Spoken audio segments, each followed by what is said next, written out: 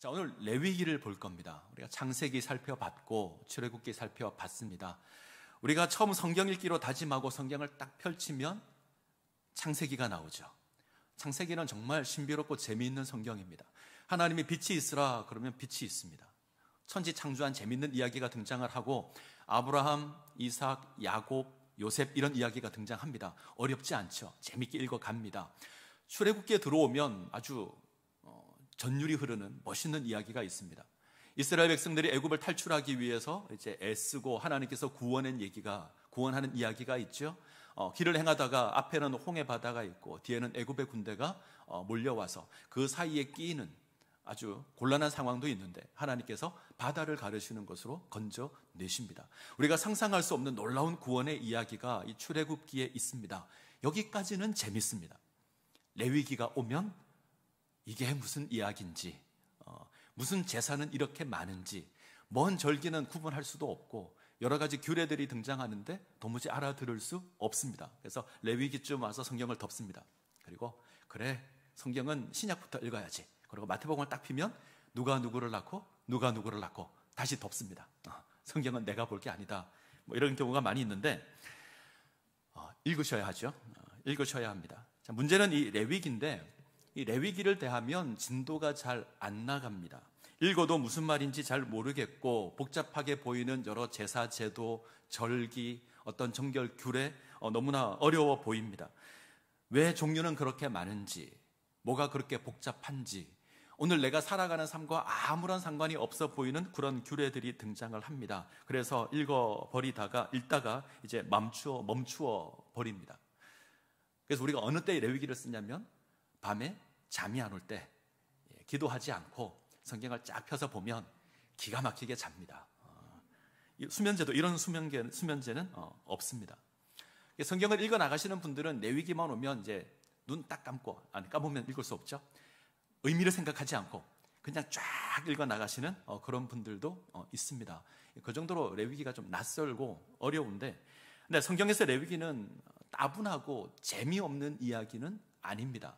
우리에게 익숙하지 않아서 때로 우리가 그 의미를 확인하는 것이 쉽지 않아서 어려워 보이는데 사실 굉장히 중요한 그런 성경입니다. 하나님의 백성으로 부름을 입은 자들이 어떻게 하나님을 예배해야 하는지, 죄로 말미암아 실패한 인생이 어떻게 하나님께 나아갈 수 있는지, 이것을 이야기하는 성경이 레위기입니다. 따라서 학자들은 레위기에 복음의 진수가 담겨 있다 이야기를 합니다. 자, 이 레위기를 함께 살펴보도록 하겠습니다. 이 레위기의 히브리 이름은 바이크라라고 합니다. 히브리어로 바이크라, 이 뜻은 그가 부르셨다 이런 뜻입니다. 그가 부르셨다.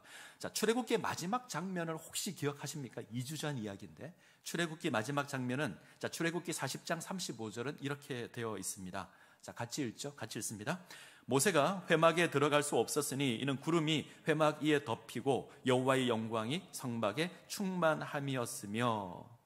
하나님의 성막이 완성됩니다. 그러자 하나님의 영광이 성막 위에 가득하게 되죠. 너무나 영광스러운 장면이 주어졌는데 모세가 그 회막 안으로 못 들어갑니다.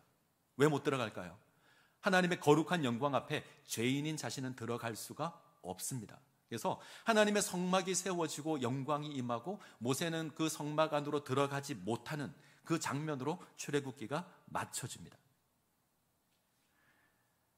하나님의 거룩함에 죄인이 어울리지 않는 거죠. 근데 레위기는 이런 모세를 하나님께서 성막으로 부르시는 장면에서 시작을 합니다.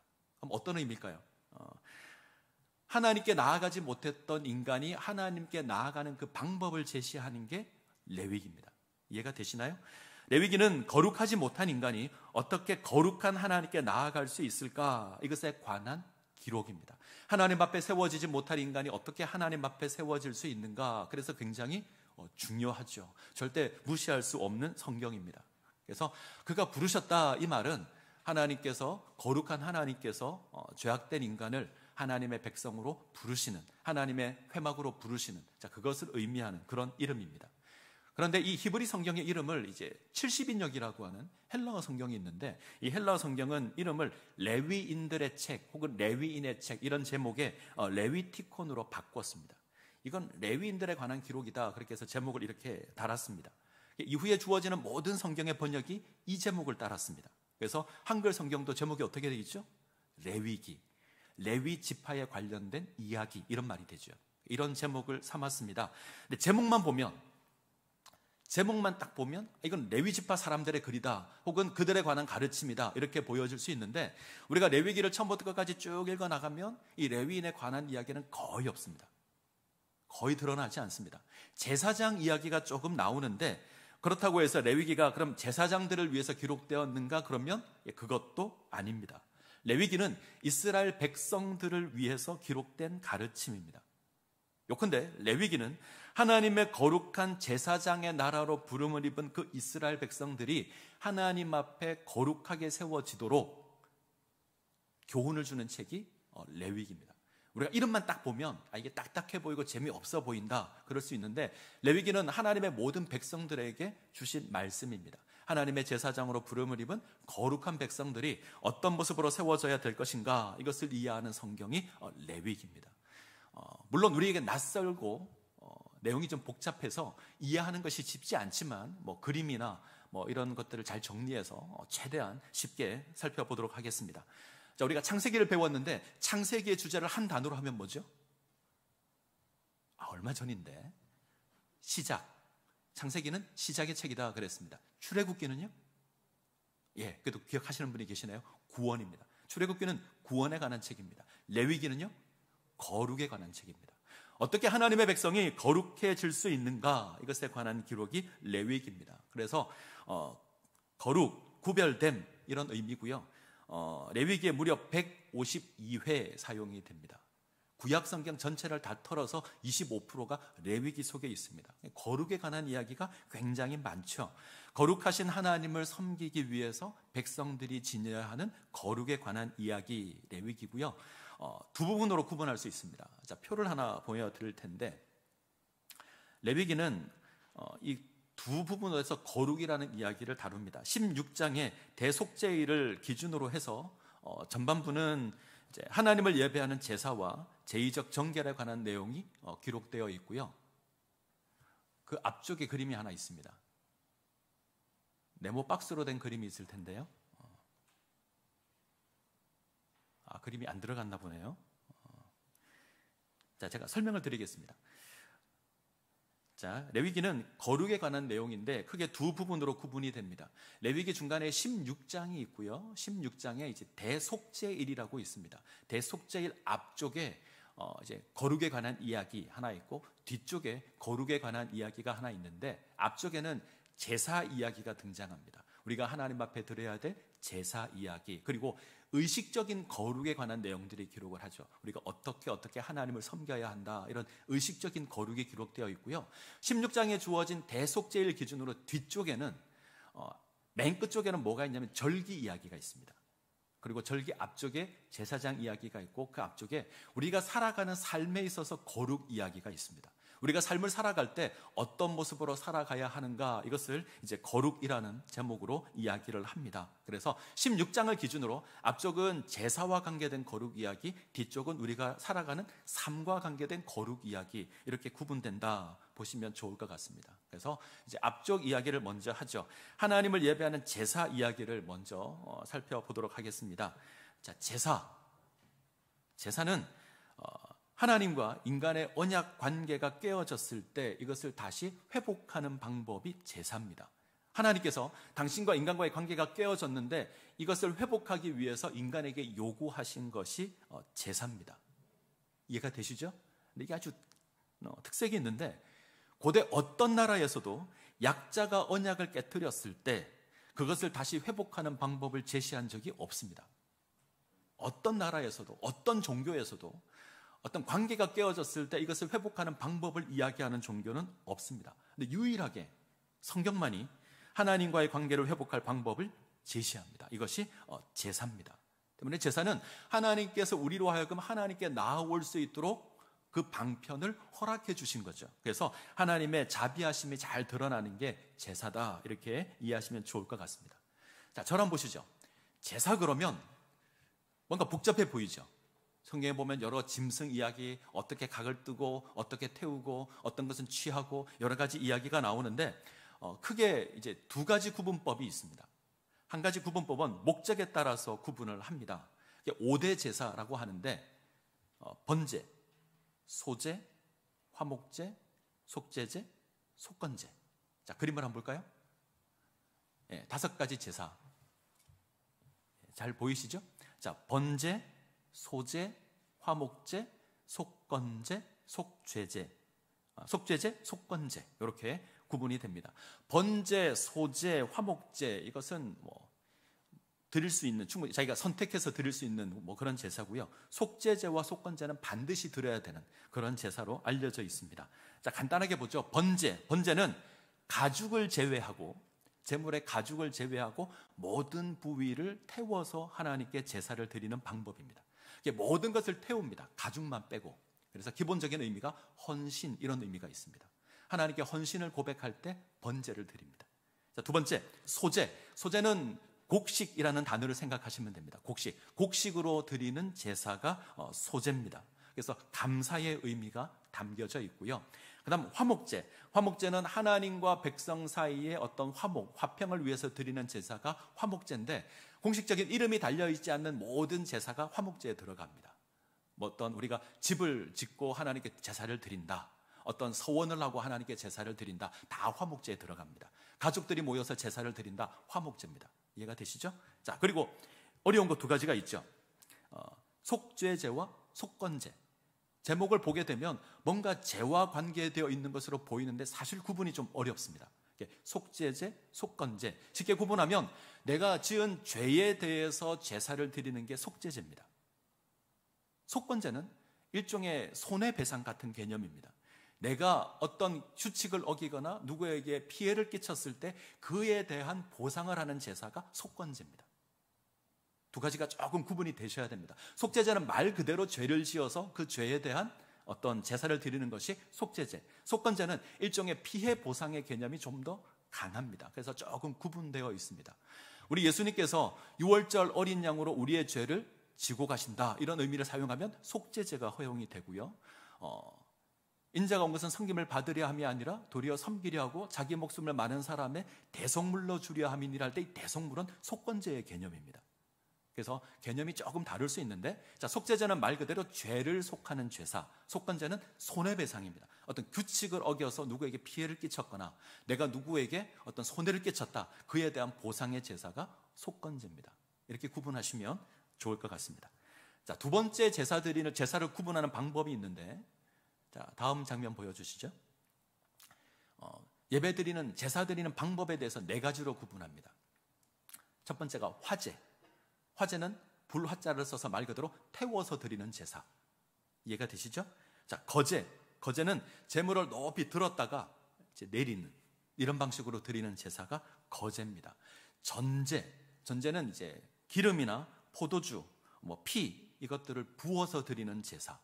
바울이 빌립보서에서 나의 몸을 하나님께 전제로 드리겠다, 이런 고백을 하는데 여기서 비롯된 표현입니다. 부어서 드리는 제사. 그래서 헌신적인 의미가 아주 강한 제사가 이 전제입니다. 그리고 요제는 들고 흔들어서 드리는 제사입니다. 그래서 이거는 방법이죠. 방법에 있어서 이제 화제, 거제 맞나요? 나도 헷갈려. 화제, 거제, 전제, 요제, 이렇게 4가지 방법이 있습니다. 이렇게 이해하면 좋을 것 같습니다. 그래서 일일이 구분해서 우리가 확인할 건 아니고요. 제 생각인데 5가지 제사 정도는 기억하시면 좋을 것 같아요. 5대 제사. 번제, 소제, 화목제, 속건제, 속죄제, 혹은 속죄제, 속건제. 이 5가지는 기본으로 이해하고 계시면 좀 도움이 될 것 같습니다. 자, 제사를 이해할 때 우리가 꼭 기억해야 될 게 하나 있습니다. 이건 절대 혼돈하시면 안 되는데, 제사는 우리가 어떤 신에게 어떤 제물을 드리고 그에 대한 대가로 내가 무엇을 받겠다는 게 아닙니다. 자, 다시 한번요. 어떤 신에게, 우리가 하나님께 내가 제물을 드려서 하나님의 어떤 힘이나 어떤 능력이나 혹은 앞날에 대한 정보를 얻겠다라는 게 아닙니다. 그건 우상 섬기는 겁니다. 우상을 섬길 때 그렇게 합니다. 근데 우리가 많은 사람들이 착각을 하는 게 내가 뭔가 하나님께 바치고 내가 하나님께 뭘 받아내겠다, 이건 아니죠. 이 제사의 개념은 그런 개념이 아닙니다. 절대 잊으시면 안 됩니다. 제사는 하나님과 인간의 관계가 깨어졌을 때, 하나님과 인간의 관계가 깨어졌을 때 이것을 다시 회복하는 방법이 제사입니다. 이때 제물은 사람을 대신해서 바치는 거죠.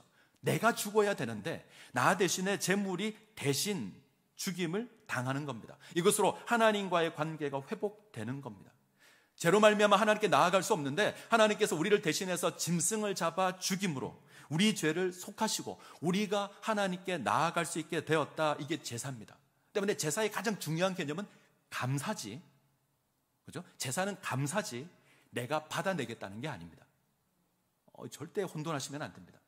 우리가 예배를 잘 드리고 내가 하나님께 뭘 바쳐서 내가 얻어내보겠다. 이건 성경의 제사의 개념이 아닙니다. 우상 섬길 때 하는 겁니다. 이런 부분들은 잘 구분하셨으면 좋겠습니다. 자, 그리고 이제 우리가 관심을 가져야 될 것이 아까 우리가 레위기 중심에 있는 내용이 하나 있죠. 대속죄일. 이제 속죄일이라고 하는데 이제 대속죄일이라고도 합니다. 이 레위기의 의미가 가장 잘 드러나 있는 게 이 대속죄일입니다. 자, 우리가 지난 시간에 성막을 봤는데 자, 성막을 다시 한번 살펴보죠. 자, 성막 저렇게 생겼습니다. 입구가 동쪽. 자, 기억하세요. 입구가 동쪽. 자, 동쪽 입구를 따라서 안으로 들어가면 자, 번제단을 만납니다. 짐승을 잡아서 제사를 드리는 곳이 번제단입니다. 자, 하나씩 넘기시면 그림이 나와요. 자, 번제단 저렇게 생겼습니다. 그리고 그 다음 좀 더 들어가면 물두멍이 나오죠. 물두멍은 손과 발을 씻어서 정결하게 하는 곳이 물두멍입니다. 자, 물두멍을 지나서 이제 성소로 들어가죠. 성소에는 방이 2개가 있습니다. 앞쪽에 있는 좀 길다란 방을 이제 성소 그럽니다. 성소에는 물건이 3개가 있습니다. 12지파를 의미하는 떡이 올려져 있는 떡상, 그리고 등대, 그리고 향단이 있습니다. 자, 그리고 향단 뒤로 휘장을 지나서 안쪽으로 들어가면 정육면체의 방이 하나 나오는데 지성소가 있습니다. 지성소에는 하나님의 언약궤가 있죠. 언약궤 속에 물건이 3개 있죠. 2 돌판, 아론의 쌍난 지팡이, 만나가 들어있는 금 항아리, 이렇게 3가지가 있고요. 그 언약궤의 덮개, 뚜껑을 보면 천사들이 날개를 쫙 펼치고 서로 마주보고 있습니다. 이곳을 이르는 이름이 있죠. 시은좌 혹은 속죄소. 시은좌라는 말은 하나님의 보좌라는 말입니다. 하나님께서 그곳에 임하신다, 하나님이 임재하시는 공간이다. 그래서 시은좌라고 하고요. 이걸 또한 속죄소라고 합니다. 백성의 죄를 속하는 곳. 자, 이 지성소에 들어갈 수 있는 사람은 자, 바깥부터 볼까요? 성막 밖으로는 이스라엘 백성들 다 모여들 수 있겠죠. 성막 안으로 들어갈 수 있는 건 남자들까지 들어갈 수 있습니다.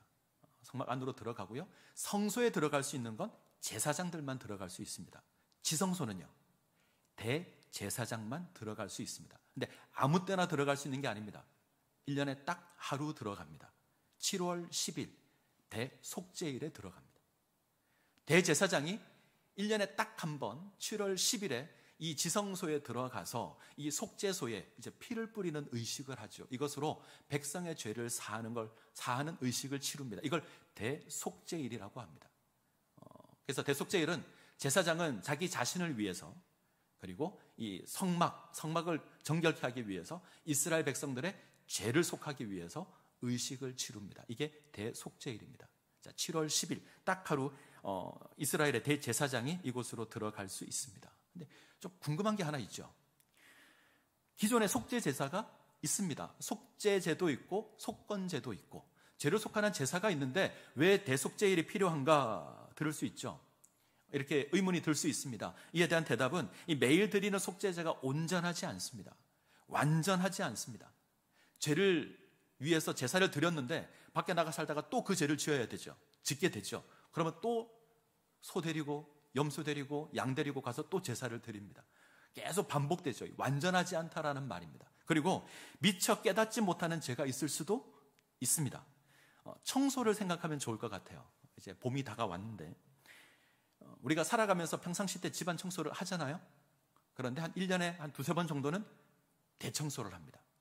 미처 치우지 못한 것, 구석구석에 나도 모르게 들어가 있는 더러운 것들이 있으면 다 제거하는 대청소를 합니다. 그런 개념으로 이해하시면 좋을 것 같습니다. 평상시 드리는 속죄제는 일반 우리가 하는 청소와 같은 개념이고요. 대속죄일은 우리가 대청소를 하는 날이다, 이렇게 생각하시면 좀 쉬울 것 같습니다. 이때가 되면 이제 대제사장은 자기 자신을 위해서 숫송아지를 잡아서 제사를 드립니다. 그리고 2마리의 숫 염소를 취합니다. 하나는 잡아서 제사를 드리고 하나는 안수하여서 백성의 죄를 그대로 전가시켜서 광야로 내어 보냅니다. 그래서 이 염소를 저렇게 부릅니다. 희생의 염소 아사셀이라고 부릅니다. 자, 이때 아사셀, 이거 아사셀 염소 그러는데, 아사셀 염소라고도 하고 혹은 아사셀에게 보내는 염소 이렇게 말하기도 합니다. 아사셀이 뭔지는 잘 모르겠습니다. 학자들이 이야기할 때는 아마 죄와 관계된 이게 죽음의 세력과 관계된 어떤 대상일 거다. 그래서 그에게 염소를 보내는 거다라고 이야기를 합니다. 그래서 이스라엘은 이 염소를, 죄가 전가된 이 염소를 광야로 보내어서 이스라엘의 공동체의 죄가 사해졌음을 선언하는 게 대속죄일입니다. 자, 이렇게 기억하면 좋을 것 같고요. 자, 여기까지가 이제 전반부. 자, 후반부는 17장부터 주어지는 이야기는 우리가 살아가는 일상적인 삶에서 주어지는 거룩입니다. 우리가 어떻게 살아가야 하는가, 이것이 훨씬 중요합니다. 그래서 이 부분을 성결법전 이렇게 부르는데, 우리가 살아가는 삶에서 지켜야 할 여러 규례들이 등장을 하죠. 오늘 우리가 읽은 말씀이 주제성구입니다. 너희는 거룩하라. 이는 나 여호와 너희 하나님이 거룩함이니라. 자, 이 부분에서 중요한 건 종교적인 의식을 말하지 않습니다. 우리가 살아가는 삶에서 거룩해야 한다. 그래서 부정한 것, 정한 것, 이런 이야기가 계속 등장을 합니다. 하나님의 백성으로 부름을 입었기에 우리가 거룩한 삶을 살아가야 한다. 이제 이 이야기가 앞부분에 등장을 하고요. 자, 이제 뒤쪽에 가면 뭐가 나오냐면 절기가 나옵니다. 절기도 조금 이제 혼돈스러운데 3대 절기가 있죠. 우리가 잘 아는 3대 절기. 첫 번째가 유월절, 두 번째가 칠칠절, 뭐 다른 여러 이름도 있지만 세 번째가 초막절. 이 세 가지는 뭐 기본적으로 기억하시면 좋을 것 같습니다. 유월절, 칠칠절, 초막절. 그리고 레위기를 보게 되면 나팔절이 나오고요. 기억하십니까? 우리가 느헤미야 할 때 나팔절 살폈는데, 그리고 대속죄일, 우리 앞에 봤던 대속죄일, 그리고 안식년, 7년마다 돌아오는 안식년, 그리고 50년마다 돌아오는 희년, 이렇게 이제 명절로 소개를 합니다. 이 외에도 이제 이스라엘에는 이제 유명한 절기들이 몇 개 있는데 그 중에 한 두 가지만 소개시켜 드리면 수전절이 있습니다. 요한복음에 등장합니다. 수전절. 수전절은 우리로 말하면 광복절 같은 겁니다. 이스라엘이 신구약 중간쯤에 그 외세로부터 독립해서 이제 잠깐 동안 왕조를 유지한 적이 있습니다. 그걸 마카비 왕조, 하스몬 왕조 이러는데, 그 독립 기념일을 기념하는 것이 수전절입니다. 더러워진 성전을 회복하는 날을 기념하는 날, 수전절이고요. 그리고 에스더와 관계된 명절이 하나 있죠. 부림절. 에스더 할 때 우리가 살펴봤죠. 부림절이 있습니다. 이렇게 명절이 있는데, 자, 나와 있는 명절들만 간단하게 살펴보면, 자, 유월절. 유월절은 출애굽을 기념하는 절기입니다. 출애굽. 애굽에서 구원받은 것을 기념한 절기가 유월절. 이 유월절 다음 주어지는 일주일, 이때를 이제 무교병을 먹는다 그래서 무교절 이렇게 부르는데, 사실 유월절과 무교절은 거의 같이 사용을 하는 이름입니다. 그리고 이 유월절로부터 49일, 77이죠. 7 곱하기 7은 49. 다시 77, 49, 그 다음 날. 그래서 77절이라 그러고요. 다른 말로 오순절이라고도 합니다. 오순절은 숫자 5와 10을 의미하는 순이 합쳐졌습니다. 그래서 50, 그래서 오순절. 이날 신약시대 때 성령이 임하죠. 성령 강림절 이렇게 부르기도 합니다. 그리고 이때 보리추수가 맞춰집니다. 그래서 맥추절 이렇게 부르기도 합니다. 되셨죠? 어렵지 않죠? 자, 그리고 초막절. 초막절은 7월 15일인데 앞에 있는 초막 그대로 보시면 됩니다. 광야에 나가서 이스라엘 백성들이 40년 광야 유랑했던 것을 기념하기 위해서 초막을 짓고 그곳에서 일주일 동안 생활하는 것을 초막절이라고 그럽니다. 같은 이름으로 장막절 그러기도 하고요. 이때 가을 추수가 맞춰집니다. 그래서 수장절 이렇게 부르기도 합니다. 많은 사람들이 궁금해하는 게 있죠. 그럼 추수감사주일은 언제입니까? 이렇게 물을 수 있잖아요. 우리가 지키는 추수감사주일은 성경에 없고요. 굳이 그 의미를 따진다면 6월절, 77절, 초막절이 다 해당됩니다. 6월절은 밀추수를 마치고 보리추수가 시작할 때 지킵니다.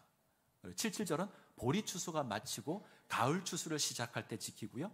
초막절은 가을추수를 마치고 지키는 절기입니다. 그래서 뭐 셋 다 관계가 있다 생각하시면 좋을 것 같습니다. 나팔절은 7월 1일 날 나팔을 불어서 기념하는 절기인데, 우리로 말하면 신년 1월 1일이 유대교에서는 7월 1일입니다. 그래서 한 해를 시작하면서 나팔을 불어서 기념을 하고요. 이 날짜로부터 열흘 뒤가 대속죄일입니다. 그래서 대속죄일을 예비하고 기념하는 의미가 있는 게 나팔절입니다. 그리고 이제 안식년. 안식년은 이제 7년마다 한 번씩 땅에 농사를 짓지 않고 땅을 안식하게 만드는 의미가 있는 게 안식년이죠. 이 안식년 때는 빚진 모든 것을 탕감해 줍니다. 그래서 면제년 이렇게 부르기도 합니다. 그리고 이 안식년이 7번 반복된 그 다음 해 50년째 해를 희년이라고 하죠. 희년은 모든 것이 회복되는 때를 희년이라고 합니다. 노예가 된 자는 자유함을 얻고요. 내가 팔았던 그 기업은 다시 회복되는 때가 희년입니다. 그래서 자유를 선포하는 해가 희년이다. 이때 희년은 그 속죄일 7월 10일 있죠. 희년이 되는 그 해 7월 10일 날 희년을 선포합니다. 그때가 되면 이제 자유가 선포가 되는 거죠. 그래서 절기는 이 정도 이해하시면 좋을 것 같고요. 다 외우면 좋겠지만 기본적인 의미 정도만 이해하시면 좋을 것 같습니다. 6월절은 출애굽의 구원, 7.7절은 6월절로부터 50일째 지키는 절기인데 유대인들은 이때 시내산에서 계명을 받았다라고 생각해서 그것을 지킵니다. 자, 초막절은 광야 40년을 기념하여 지키는 절기고 7월 달에 행사가 많죠. 7월 달에 나팔절 7월 1일, 7월 10일 속죄일, 7월 15일 초막절 이렇게 있습니다. 그래서 참고하시면 좋을 것 같고요. 안식년, 희년 이렇게 주어져 있고 아까 말씀드린 것처럼 수전절이라는 것도 있고 이제 불임절이라는 것도 있습니다. 참고해서 확인하시면 좋을 것 같습니다. 우리 교회력에서는 6월절 때가 이제 우리가 말하는 이제 고난주간 부활주일 이런 게 껴 있는 그 시기가 되죠. 그리고 7.7절 우리가 성령 강림절 이렇게 지키는데 사실 그때가 맥주절인데 우리가 지키는 맥주절 의미는 조금 뒤로 보내서 이제 7월 1일을 맥주절로 지키죠. 그래서 전반기에 대한 감사의 의미로 우리가 맥주절을 지킵니다. 그리고 후반기에 대한 감사의 의미로 우리가 추수 감사주의를 지킵니다. 이렇게 우리가 신앙적인 의미를 부여해서 지키긴 하지만 직접적으로 저기 주어진 절기를 다 지키지는 않죠. 그냥 이런 의미가 있다 생각했으면 좋겠는데 한 가지를 확인하죠. 왜 이런 절기를 지켜야 할까? 자, 왜 이런 절기를 지켜야 할까가 중요합니다. 하나님께서 왜 절기를 지키게 하셨을까? 그것은 하나님의 역사를 기억하는 겁니다. 하나님께서 이스라엘을 위해서 행하신 그 역사를 기억해서 하나님이 누구신가, 그리고 그 하나님의 구원받은 백성인 우리가 누군가, 이것을 확인하는 게 절기입니다. 하나님은 여러 절기들을 통해서 하나님이 누구신가 선포하고 계시고 하나님의 백성으로 부름을 받은 우리가 누구인가 하나님께서 선포하십니다. 그래서 우리도 동일하게 여러 신앙의 절기들을 만났을 때에 우리가 하나님께서 우리에게 베풀어 주신 그 놀라운 은혜가 무엇이며 우리가 어떤 존재로 이 앞에 세워져 있는가 확인하셔야 합니다. 자, 여기까지가 이제 레위기 내용입니다. 역시 낯선 얘기를 들어서 어렵긴 한데 간단하게 정리해 보겠습니다. 이제 레위기 거룩에 관한 책입니다. 거룩. 어떻게 하면 죄인인 인간이 거룩한 하나님 앞에 나아갈 수 있을까? 이것을 위해서 허락된 것이 제사죠. 하나님과 인간과의 관계를 회복하기 위한 제사가 기록되어 있고 그 이후는 그 구원받은 하나님의 백성이 어떤 삶을 살아가야 하는가 하는 거룩에 관한 이야기가 후반부에 등장을 합니다. 자, 복잡한 제사 이야기만 가득한 성경은 아니죠. 하나님의 백성으로 부름을 입은 우리가 어떤 삶을 살아가야 할 것인가, 이것을 요구하는 성경이 제사입니다. 레위기입니다. 한 가지 기억해야 될 것이 있습니다. 구약의 레위기는 완전하지 않습니다. 구약의 제사장도 완전하지 않죠. 때문에 대를 이어서 제사장이 되고 해마다 반복해서 제사를 드립니다. 완전한 속죄가 이루어지지 않아서 그렇습니다. 금년 대속죄를 해서 모든 죄를 다 지웠는데 1년 뒤에 또 제사를 드려야 됩니다. 그래서 구약에 주어진 제사 제도는 완전하지 못합니다. 히브리 저자가 황소와 염소의 피가 능히 죄를 사하지 못하므로 해마다 반복하는 제사를 드려야 한다. 그래서 구약의 제사는 완전한 제사를 소망하는 그런 의미를 지니고 있고요. 자, 성경을 한번 읽겠습니다. 히브리서 10장 1절, 4절, 10절. 자, 같이 읽죠. 자, 시작. 해마다 늘 드리는 같은 제사로는 나오는 자들을 언제나 온전하게 할 수 없느니라. 이는 황소와 염소의 피가 능히 죄를 없이 하지 못함이라. 이 뜻을 따라 예수 그리스도의 한 번의 드림으로 말미암아 우리가 거룩함을 얻었노라. 자, 레위기에 등장하는 제사는 하나님의 아들이신 예수 그리스도를 통해서 성취됩니다. 히브리서를 보게 되면 하나님의 영원한 대제사장 예수 그리스도께서 등장을 하십니다. 그리고 그가 대제사장 되신 예수 그리스도께서 자신을 온전한 제물로 드립니다. 성경은 단번에 우리의 죄를 위하여 속죄 제사를 드렸다 선언합니다. 그것으로 우리가 하나님 앞에 나아가게 되었습니다. 레위기는 이것을 보여주는, 이 놀라운 은혜를 보여주는 성경입니다. 자, 히브리서 4장 16절, 제가 여러 번 반복해서 말씀드린 구절인데, 자, 같이 읽겠습니다.